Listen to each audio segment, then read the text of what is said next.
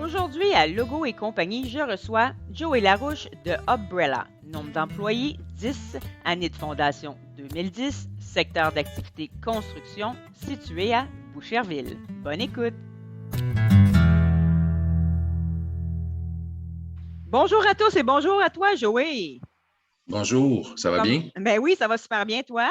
Oui, ça va très bien, merci. Hey, je te souhaite la bienvenue au podcast de Logo et Logo et compagnie, propulsé par Merci. Promco. Je suis vraiment contente que tu prennes de ton temps là, pour venir jaser de ton histoire entrepreneuriale avec nous parce que c'est vraiment une entreprise qui sort de l'ordinaire, puis je trouvais ça important de la mettre en lumière, puis d'apprendre, de montrer aux gens c'est quoi un petit peu Upbrella. Je le précise, c'est Up et non Homme, hein? Upbrella. Oui. Puis, Joey, j'aimerais ça savoir vite comme ça, c'est quoi ton poste, ton rôle dans l'entreprise Upbrella? Moi, je suis cofondateur et directeur général de Ah, Umbrella. OK, cofondateur. Donc, ça veut dire que vous êtes combien de fondateurs? On est 3 fondateurs. OK, Trois Larouche, je crois. Oui, c'est ça. Le Umbrella, c'est la marque de commerce qu'on a mis en place pour un système de construction unique là, OK. qu'on a développé. Mais l'entreprise, à l'origine, qu'on a fondée, s'appelle 3L Innogénie, 3L pour 3 Larouche. J'ai fondé Hmm. l'entreprise avec mon cousin qui était entrepreneur. C'était son 3e start-up d'entreprise, et mon père qui a travaillé toute sa vie dans le secteur de la construction. Et puis, on OK. s'est unis les 3 là, pour travailler sur une nouvelle façon de construire les édifices en hauteur.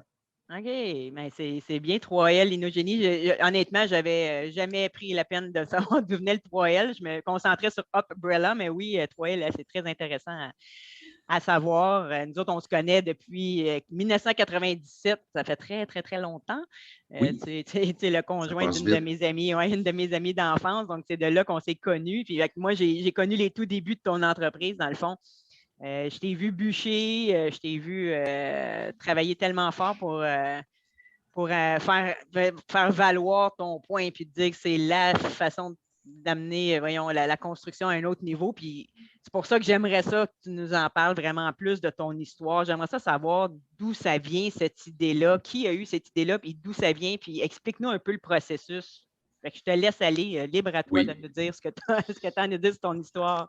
parfait. Ben, écoute, moi, j'aime croire que les idées, ça vient pas d'une personne, ça vient de plusieurs personnes qui discutent d'une problématique puis c'est un peu comme ça que c'est arrivé aussi.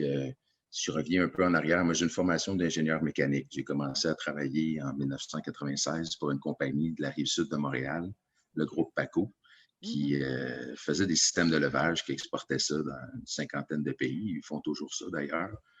Euh, donc, j'ai travaillé comme ingénieur mécanique là-bas à concevoir des façons de lever des structures et toutes sortes de choses. J'ai OK. travaillé là pendant 11 ans à développer des systèmes de levage, notamment dans l'industrie du spectacle, mais aussi dans l'industrie automobile. Pour en nommer que 2, j'étais en charge de la division levage industriel là-bas à la fin. OK. Donc, j'étais dans les systèmes de levage. Quand j'ai quitté cette entreprise-là, je suis allé travailler chez BRP comme chef de service des concepts avancés, toujours dans l'innovation, dans le développement de produits. Mhm.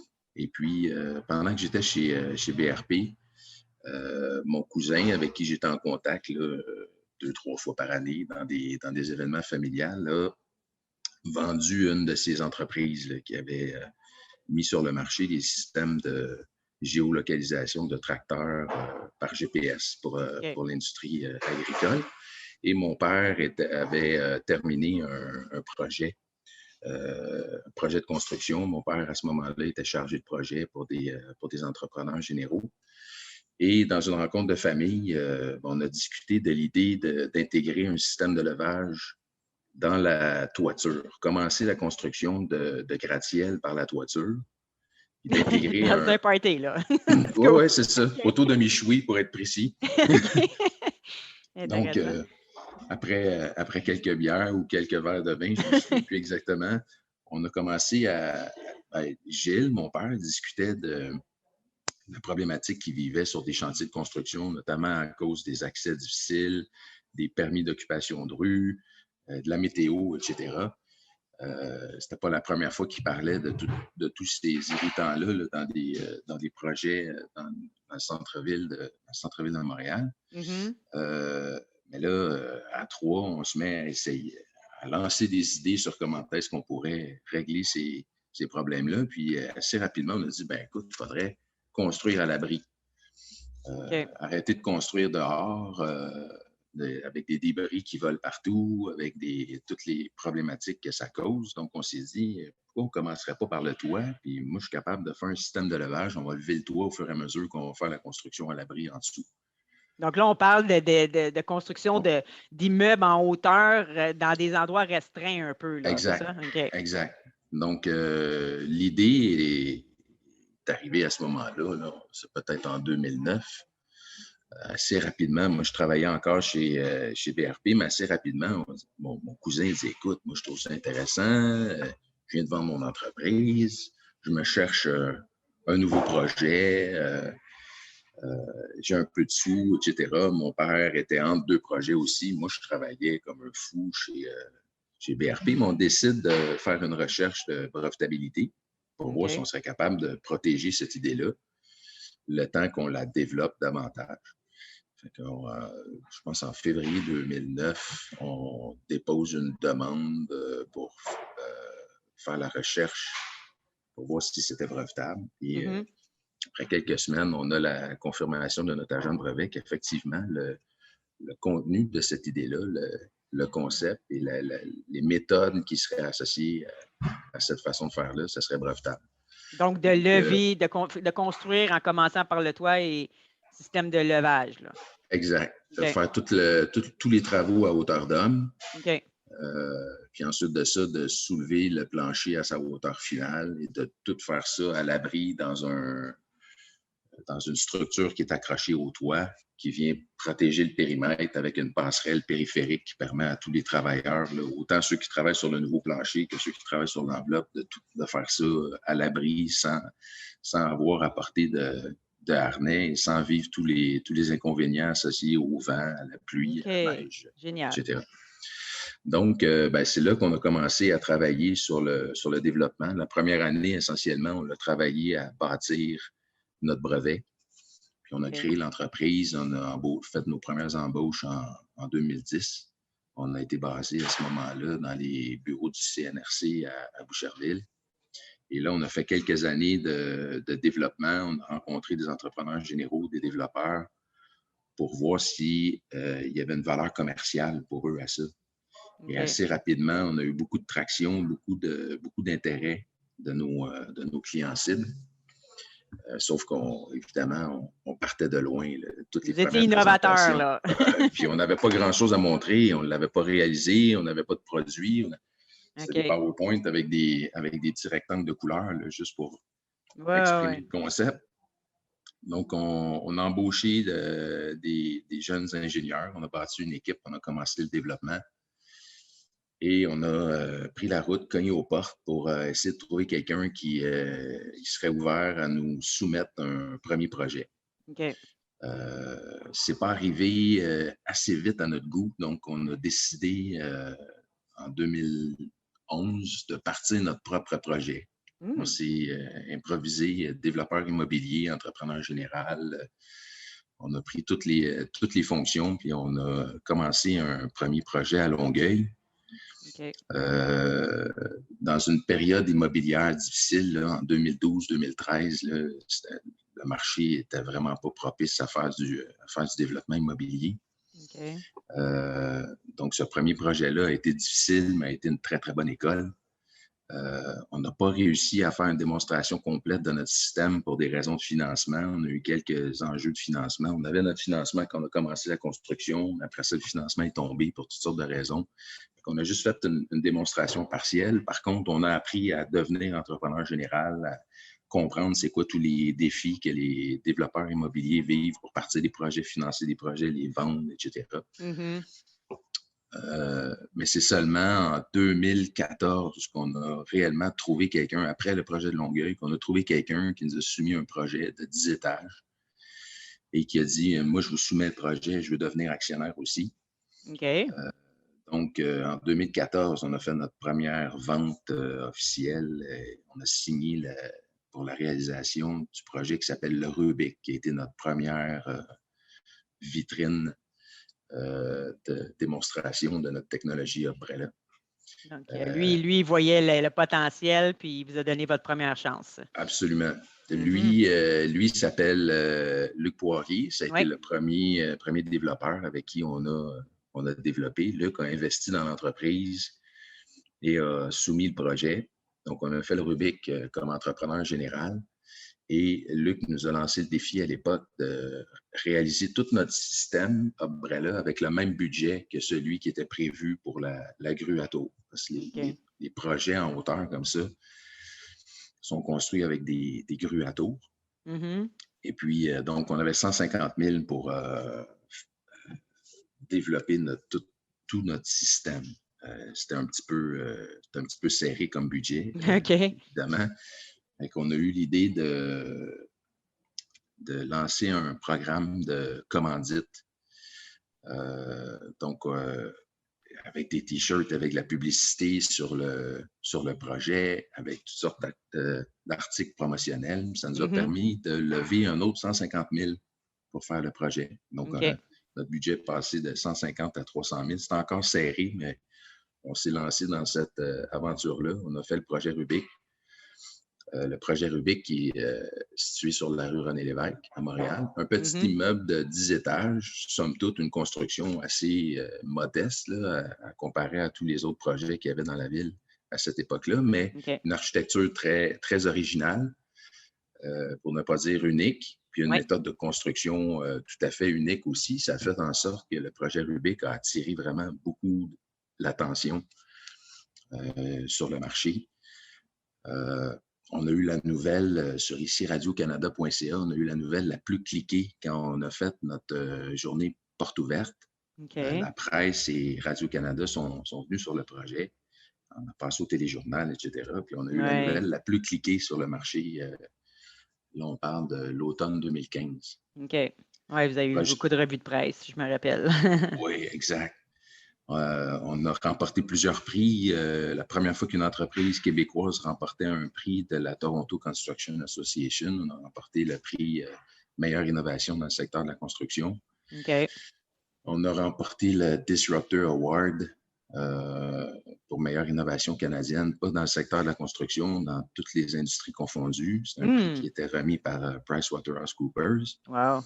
Et le Rubik, le petit projet de 10 étages, a été nommé le 5e coolest construction project on the planet. Aïe.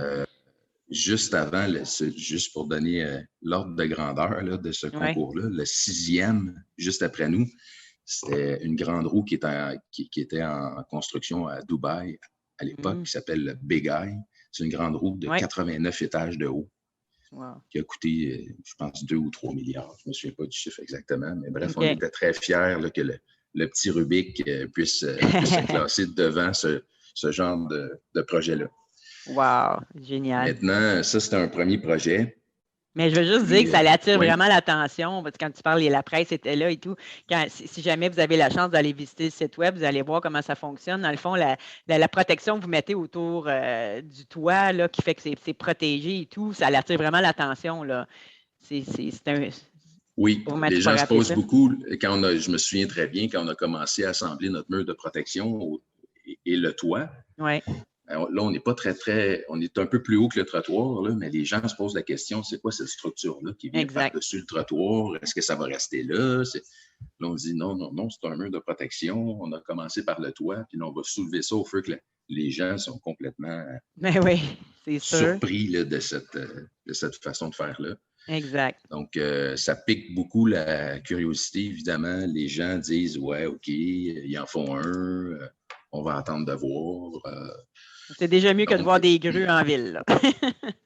Ben, on avait le support de la Ville de Montréal. On avait le support du département de police. On a eu le support de la CNESST aussi beaucoup, parce que même si tu es imparfait quand tu démarres, les gens, ce qui était rassurant, c'est de voir que les gens étaient capables de voir par-dessus nos imperfections puis de vanter le mérite de notre intention au moins, qui est de réduire les chutes d'objets, de réduire les chutes de personnes, d'augmenter la sécurité, la qualité des travaux Exact. en protégeant le bâtiment pendant la construction. Donc, beaucoup de beaux avantages que les gens, à l'époque, disaient « lâchez pas, c'est une bonne idée que vous avez là, puis ça va régler plusieurs gros défis puis gros problèmes qu'on a dans le secteur de la construction en ville. » C'est ça, exact. Donc, ça nous a donné beaucoup d'énergie pour continuer. Puis, si je parle un peu du nom Umbrella, ça fait quelques fois qu'on le mentionne, mais très tôt dans notre processus, on a formé un comité aviseur. Puis, dans le comité aviseur, il y a une personne, Normand Brault, qui a trouvé des noms de marques pour plusieurs entreprises québécoises. C'est un spécialiste dans la propriété intellectuelle et les licences de cette propriété-là à l'étranger. C'est Normand qui a proposé le nom Umbrella parce qu'il dit que c'est comme un parapluie qui monte finalement. Oui. Donc, c'est Normand qui nous a proposé le nom Umbrella. C'est mon frère Yann Larouche qui est en marketing, qui a fait les premiers sketchs de notre logo. En prenant les deux L de Umbrella pour essayer de créer une tour avec c'est génial. un chapeau avec le parapluie. Ouais. Et ça, on a eu beaucoup de bons commentaires par rapport à notre marque aussi. Puis là, on le voit parce qu'on commence à faire des projets à l'étranger. Quand on a travaillé sur notre marque, on voulait qu'elle soit industrielle, simple. On voulait que ça fonctionne dans toutes les langues. Ben oui. Parce qu'on avait des visées internationales pour cette technologie-là. Puis là, on le voit, on travaille dans plusieurs pays, même si des fois, les gens ils disent « umbrella », puis il faut répéter. Oui, c'est pour ça que je le mentionnais. Ouais, et voilà. Quand les gens voient le logo, là, on sent qu'ils comprennent tout de suite ce qu'on vous avez mis le up en vert et le reste en noir, donc ça porte l'attention vraiment vers le up, là, ce qui est très intéressant. Hein, ouais. Donc, dès que les gens voient la marque, là, on a beaucoup de commentaires positifs, puis on sent que les gens comprennent tout de suite c'est quoi qu'on fait. Oui, c'est vrai. Définitivement. Le nom parle beaucoup. Puis là, parle-moi donc de d'autres projets que tu as fait. Là. Moi, j'ai l'hôtel Germain en tête, justement, qu'il a fallu que vous rajoutiez 6 étages, je crois, sur un hôtel que ça faisait 17 ans qui était déjà construit. Oui, exact. Les gens du groupe Germain nous ont appelés en 2017 ou 2018. Il y avait une problématique qu'ils voulaient optimiser le potentiel de l'hôtel Germain sur la rue Mansfield, mais il y avait plusieurs problématiques logistiques. Il y avait de la difficulté à intégrer une grue à tour conventionnelle pour faire la construction. La ville avait des contraintes importantes parce que la piste cyclable était déviée sur Mansfield au moment où est-ce qu'ils voulaient faire le projet. C'est la piste cyclable la plus utilisée à travers le Canada. Donc, la ville dit, on ne ferme pas la piste cyclable. Okay. On ne peut pas fermer la rue non plus parce qu'il y avait d'autres rues qui étaient fermées autour. Donc, il y avait plein de détours qui étaient sur Mansfield. Donc, la ville a dit, soit vous construisez ça juste la fin de semaine, soit vous trouvez une façon de construire sans fermer la rue, sans fermer la piste cyclable. Vous pouvez juste prendre le trottoir et les cases de stationnement qui est à côté du trottoir. Donc, c'est beaucoup une question de timing pour faire des ventes de nouvelles technologies. Et nous, sans savoir qu'ils avaient ce projet-là, on les a invités à une rencontre pour leur faire une présentation. Puis, vraiment pas longtemps après, eux, ils ont fait le lien tout de suite. Ben oui. Et puis, donc, on a eu ce contrat-là qu'on a fait en 2018-2019 pour ajouter 6 étages sur l'hôtel existant qui en avait 17. OK. Encore là, on a des time-lapse de ça sur le web, là, que les gens peuvent, s'ils tapent Hôtel Germain Umbrella, le groupe Germain a même fait une série d'épisodes sur ce projet-là. Et l'épisode 2 parle justement de cette technique tout à fait unique pour ajouter 6 étages. Donc, ça a été notre 3e projet, en fait. Et puis là, on est en train de réaliser notre 5e projet. OK. On est au 2025 Peel à Montréal, où on fait une résidence étudiante de 19 étages. Et ce qui est particulier avec ce projet-là, c'est une enveloppe en panneaux de béton. Donc, on a développé des systèmes de ponts roulants qui sont installés sur la rue Peel pour décharger les camions, avec des palans à chaîne grande portée pour monter les panneaux de de béton en haut, les transférer sur un monorail pour aller les poser. Donc, ça, c'est Malade. une autre première mondiale. OK. On est en train de démontrer là, cette nouvelle façon de faire. Là. OK. Et puis, on est aussi, on a eu nos premiers projets hors Québec. On est sur Monaco. J'ai vu ça, On a oui. installé notre abri de construction directement sur les pieux du système de soutènement. C'est des termes un peu techniques, mais essentiellement, on vient abriter le trou pendant qu'ils font tout le garage. OK. Et quand ils vont avoir terminé le garage, dans 1 an, on va rentrer le système de levage, puis on va commencer à soulever l'abri, puis on va monter une tour qui est 100% en bois, une tour de 9 étages. OK. Je disais justement que Monaco, c'était le pays le plus densément peuplé au monde. C'est 1,7 km², Monaco. C'est ça, hein? Et la dernière fois que je suis allé là, ça date d'avant la COVID, malheureusement. Je vais peut-être y retourner dans quelques semaines. Okay. Mais il y avait 26 grues à tour dans 1,7 km². Wow. Donc, ça va être une de moins. un très, très beau marché pour nous. C'est un premier projet de programme de logements sociaux. Okay. C'est nous qui avons gagné ce premier projet-là. On espère en faire d'autres, évidemment. Ben oui, définitivement. Y a-t-il d'autres projets que tu veux nous parler ou ça fait le tour? Il y en a. Des projets, je pourrais en parler pendant 2 heures. Oui. Hein? On en a beaucoup. On est toujours en mode, même si on a 5, 6 projets en cours, que nos prochains clients, ça va être les 8e, 9e projets. Les gens sont encore, sont encore prudents. C'est une industrie très, très, très conservatrice. Puis on vit à tous les jours. Notre défi numéro 1, nous, c'est de rassurer les gens par rapport au fait que c'est nouveau. Trouver des sous-traitants, des fournisseurs, des employés pour joindre l'équipe, former tous les employés, tous les sous-traitants pour qu'ils soient capables de rassurer tous les autres intervenants par rapport au fait qu'on change beaucoup les choses. Mais c'est pas parce que tu le fais pas pareil que c'est pas bon. Au contraire, nous, on veut changer pour améliorer. On a une technique de construction qui n'est pas encore prête pour faire tous les projets en hauteur, mais qui se perfectionne. Mais notre défi numéro 1, ce n'est pas de réaliser les projets, c'est d'aller les chercher, puis de rassurer les gens, puis d'aller chercher les employés, les former pour qu'eux autres, ensuite de ça, puissent vulgariser ça sur le chantier. Exact. C'est ça, tu disais que dans le fond, ton plus grand enjeu, c'était de démocratiser le système de construction. Tu sais, c'est de démontrer qu'il y a une autre façon de faire, là, puis c'est de commencer par le toit, puis tu as eu Luc Poirier qui a été innovateur en disant « Let's go, moi, je vais être le premier, puis je vais vous montrer au domaine de la construction de quoi qu'on est capable. » Puis ça en prend tout le temps un, puis après ça, il y a des suiveurs. Hein? Oui, bien, c'est en anglais, on dit des lead users. C'est des gens qui se placent vraiment au devant du marché, qui disent « Non, on a besoin d'apporter du changement, on a besoin d'améliorer des choses, puis qui acceptent de se lancer dans une formule où le résultat est un peu incertain, mais qu'ils ont l'instinct que ça a du potentiel et que ça peut régler plusieurs problèmes. » Donc, exact. Puis on a été chanceux d'avoir Luc Poirier, on a été chanceux d'avoir le groupe Germain, on a été chanceux d'avoir Monaco, on est chanceux d'avoir WorkLive. C'est tous des gens qui sont dit, écoute, nous, on n'a pas peur du changement. Au contraire, on supporte le changement parce que si on ne change rien, on ne sera pas capable de s'améliorer. On ne sera pas capable de régler tous les défis que l'industrie vit. Donc, on a besoin d'avoir des clients comme ça pour dire non, même si ça nous fait peur sur certains points, on n'a pas le choix. Il faut changer pour être capable de s'améliorer. Exact. Ah, c'est définitif. Puis c'est ça, il y a sûrement des gens qui nous écoutent qui se posent la question au niveau des coûts, ça ressemble à quoi quand tu compares un projet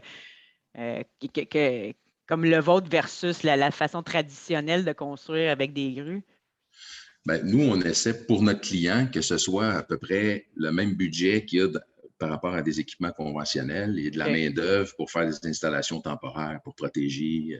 On s'arrange pour pas que ça coûte plus cher. Dans les faits, nos premiers projets, on a absorbé plusieurs coûts. Mais notre prix de vente, on le match autant que possible avec le coût des équipements conventionnels. OK. Donc, au net, ce qu'on veut, c'est que le client, ça lui coûte pas plus cher, mais à la fin, il y a un immeuble de plus grande qualité parce qu'il a été protégé, il y a eu moins d'infiltration d'eau, de dégradation de matériel. Les sous-traitants sont capables de faire le projet avec moins de main-d'œuvre à tous les jours sur le chantier, donc moins de défis pour trouver cette main-d'œuvre-là. Le gain environnemental, le gain de sécurité pour la ville, pour les voisins, pour les gens qui circulent dans les rues. Tout le monde Donc, est gagnant. on veut que tout ça puisse devenir possible sans nécessairement que ça coûte plus cher. Parce que quand ça coûte plus cher, on le sait, le temps de pénétration du marché peut devenir beaucoup, beaucoup plus long. Exact. Mais pour les premiers projets, on a dû absorber un peu de cette différence-là. Mais là, on a la chance ici au Québec d'avoir l'aide du gouvernement dans des programmes vitrines. On a eu du support financier pour faire nos démonstrations, éponger un peu certains des frais qu'on avait par rapport à cette nécessité-là de démontrer notre système. On a eu l'aide aussi d'Investissement Québec pour financer de l'équipement qui ne se finance pas par une banque conventionnelle. OK. On a eu l'aide de plusieurs investisseurs aussi là, pour éponger la différence qu'il y avait entre notre prix de vente, qui est le prix marché, puis ce que ça coûtait réellement là, pour le premier, deuxième, troisième projet. Là, rendu au cinquième projet, on rentre dans nos cibles. OK. Donc, super. Ça regarde bien pour le futur. Ah, j'ai pas de misère à le croire. J'ai confiance en vous autres. Puis depuis le temps que je te vois aller, là, vous êtes assez des entrepreneurs sur la coche, comme on dit. Persévérant, en tout cas. On n'est pas sur la coche sur tout, mais on est persévérant. Définitivement. Définitivement. Ben, justement, quand on parlait de l'enjeu actuel, ben, dans mon entrevue, dans le podcast, je propose tout le temps des idées d'articles promotionnels qui sont reliés à l'enjeu du client pour démontrer un peu ma créativité, puis vraiment répondre aux besoins du client. Puis là, ben, j'ai eu une idée, je ne t'en ai pas parlé avant, je voulais avoir ta réaction à chaud. Le fait que vous commenciez la structure finalement par le toit, puis qu'il y a le nom Umbrella, c'était trop facile d'offrir une idée farfelue, mais dans le fond, je vais te dire c'était quoi l'idée farfelue, mais c'est pas ça que je vais te proposer parce que c'est pas certain que les gens l'utiliseraient. Je vais te donner mon autre idée par la suite. Mais tu sais, moi, je m'imaginais vraiment, tu te rappelles-tu le chapeau là, en forme de parapluie, là, que le monde mettait ça sur leur tête dans les événements, là? Oui. Ah, ça c'est le côté drôle, le côté ludique. Là. Je me disais, je vois tellement ça comme umbrella, puis là, la personne a ça comme chapeau sur la tête. C'est un parapluie qui on a tous vu ça dans des événements, mais ça a évolué mon idée, puis je me suis dit, bon, OK, j'aime le concept de la tête parce qu'on commence par le haut, tu sais, le haut du corps, on commence par le haut. Effectivement. Fait que je me disais, bon, mais pourquoi pas offrir, c'est un item bien simple, c'est une casquette, tu sais, ça a l'air bien banal, mais c'est la façon dont tu le donnerais qui est la façon qui explique un peu ton projet en même temps. Donc, voici une casquette, c'est pour vous expliquer que nous autres, on commence vers le haut, on commence par le toit. Donc, puis on protège. On protège en plus, et voilà, on protège. Je l'avais dans mes termes, je m'en allais vers là. Fait que le produit en tant que tel peut être très banal, mais la façon dont il est donné peut être très original. C'est un peu ça que j'essaie de promouvoir. Ben, c'est une bonne idée. On a fait, puis on a fait avec toi dans le passé des parapluies. Oui, j'aime l'idée de travailler sur un projet de casquette original, on va dire. Et voilà. Excellent. Fait que c'était ma petite idée de la journée. Puis, ben, pour terminer, je ne veux pas prendre plus de ton temps. Je finis tout le temps en demandant un petit conseil pour nos auditeurs en lien avec la conciliation travail-famille. Je sais qu'à travers toutes ces années-là, tu as eu 3 enfants, 3 beaux enfants, tu as une femme. Puis comment tu as fait pour gérer tout ça? Parce que tu as voyagé aussi à travers le monde pour promouvoir ton entreprise. Là. Puis, as-tu des conseils pour nos auditeurs? Comment tu as fait pour gérer tout ça? Bien, encore, comme je l'ai dit au début, je ne pense pas qu'une idée, ça arrive seul. Je ne pense pas que la conciliation travail-famille, je ne pense pas que c'est juste moi qui a fait que ça a pu fonctionner. C'est toute la famille. Si je n'avais pas eu les enfants et la conjointe que j'ai, j'aurais peut-être pas été capable de mettre autant d'énergie dans le projet d'affaires. C'est sûr que je ne prendrais pas le mérite de tout ça. Mais je dirais, c'est important de pouvoir débrancher l'ordi, débrancher le téléphone, pas juste de façon ponctuelle ou quand ça devient très critique, mais sur une base régulière. Moi, mon truc à moi, c'est j'essaie je travaille très fort la semaine, je fais des heures vraiment complètement ridicules. Mm-hmm. Mais la fin de semaine, j'essaie de décrocher, puis j'essaie d'investir dans ma famille. Okay. Et ça, c'est comment moi je le gère. Tout le monde peut le gérer d'une façon différente, mais si je regarde moi d'un point de vue personnel, c'est comme ça que j'ai pu réussir à pas faire trop monter la pression. OK. Mais tu as eu une conjointe aussi qui t'a supporté là-dedans. Des fois, c'est pas toujours Totalement. évident. Totalement à travers ces J'ai eu années-là. des années complètes, pas de revenus. Donc, Mm-hmm. ça prend vraiment quelqu'un, ça prend une famille au complet qui voilà. comprend c'est quoi que l'un des membres est en train de vivre et essaie de faire. Parce que c'est sûr que si ça n'arrive pas, on a beau mettre n'importe quelle mesure en place, il faut que la famille soit dans le mood aussi. Oui, oui. Puis moi, mon truc personnel à moi, ça a été de ne pas trop laisser monter la pression. OK. Donc, vraiment sur une base régulière, là, le week-end, je débranche. Je le prends pas le téléphone, puis je le prends pas le laptop, sauf vraiment des cas exceptionnels. OK. Ah, c'est génial. Puis les enfants t'ont tenu occupé pour t'aider à ne pas penser à la compagnie, je pense. Écoute, c'est ça. De toute façon, là, quand tu en as trop qui pratiquent 1 ou 2 sports chacun, et voilà.